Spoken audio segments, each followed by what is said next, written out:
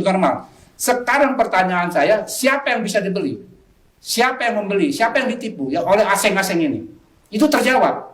Itu tidak bisa dipungkiri. Sudah inkrah, kami berjuang lewat LPK, keluarlah pensiun normal. Baru 2 bulan lalu, Pak. Ya. Ketiga, Komisi Yudisial. Tidak ada gunanya. Komisi Yudisial berjanji pada saat itu akan memanggil kami dengan pelanggaran kode etik hakim untuk sidang kedua, tidak dilaksanakan. Ya. Terus selanjutnya Peninbank sendiri kita sudah proses, Pak, tapi tetap tidak dikerjakan oleh baik DPR maupun di sini Kapolri. Saya juga udah buat surat Kapolri, Kabar Reskrim sudah semua, Pak.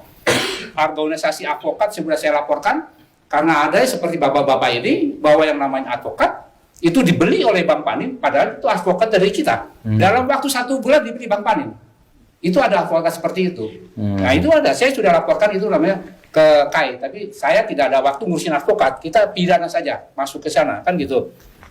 Di Snaker juga sudah, itu dengan penggelapan pajak jam sostek, yang sekarang saya sudah laporkan juga, sekarang itu sudah di KPK, saya lapor di KPK itu sudah di follow up. Nah, tolong di-shoot, saya lapor KPK, itu tahun 2014, dan lapor ke OJK juga 2014. Pada saat itu belum diproses, dan kami akan berkoordinasi lagi dengan Tipikor dalam hal ini, karena baru diproses itu ibaratnya cumi-cuminya, Pak. Godfather-nya belum. Ya, saya minta dengan KPK, Pak Firly juga jangan segan-segan menegakkan hukum, karena ini biangnya. Kalau saya bilang ini biangnya belum dipanggil, Pak. Padahal fakta pengadilan sudah menyatakan bahwa kami disuruh oleh Muminati Gunawan. Sudah ada fakta pengadilan yang merekrut saya. Jadi saya tekankan lagi, tolong Pak Firly di KPK ditindaklanjuti. Kalau tidak, kami dengan Ketua LPK akan membuat mosi tidak percaya, baik itu pada KPK maupun Polri. Betul nggak, Pak? Itu udah kita set up di situ. Terus dengan Menaker juga sama, Pak. Menaker itu kita laporkan bahwa itu ada penggelapan dari jam sostek, di mana itu adalah gaji pokok yang harus dilaporkan itu lebih rendah dari Undang-Undang Pengupahan Perlindungan Upah. Itu penggelapan pendapatan negara dari sisi pajak. Ya. Kalau Bank Panin kemarin sudah terbukti dalam persidangan tahun 2016 saja udah 1,3 triliun, itu baru satu.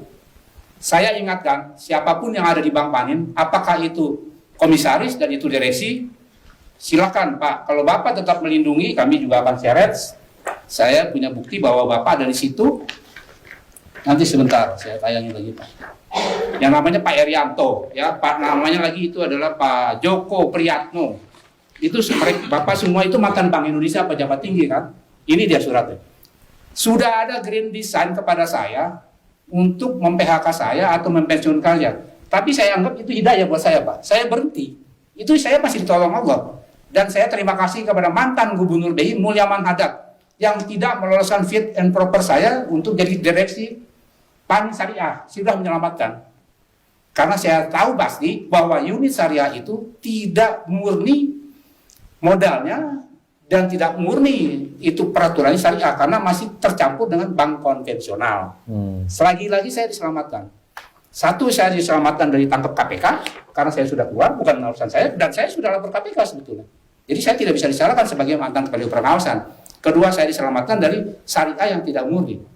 Nah, sekali lagi saya himbau kepada Bapak, dan ini laporan saya juga kepada OJK, Pak Enrico, sekali lagi Bapak sekarang ada di level tertinggi dalam analisis ekonomi.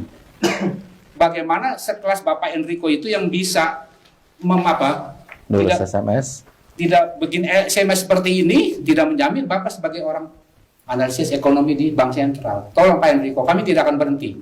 Silakan.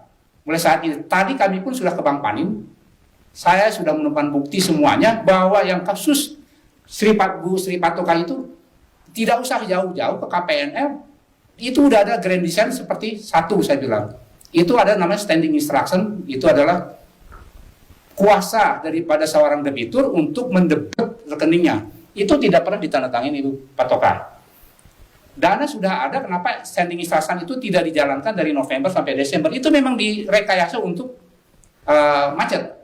Nah, saya tanya kepada petugas Penin tadi, Pak, Saya kasih tadi rekening korannya.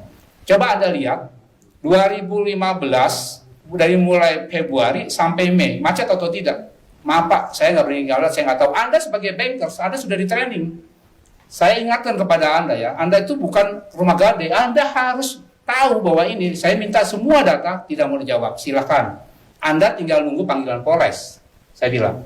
Nah, kami tadi langsung ke Polres, kita sebagai mitra kerja yang untuk menegakkan, kita tidak melawan institusinya, tapi oknumnya. Kita sudah sepakat bahwa kita akan kasih masukan, karena kebetulan saya tahu SOP-nya, kebetulan saya yang buat SOP-nya, kebetulan saya juga auditor forensiknya di Bank Panin, dan semua insya Allah bank itu semuanya aturan sama persis sama. Jadi tidak akan sulit buat saya untuk menemukan pidananya. Dan mulai hari ini Pak Gubernur ya, saya ingatkan, saya akan kolektif semua yang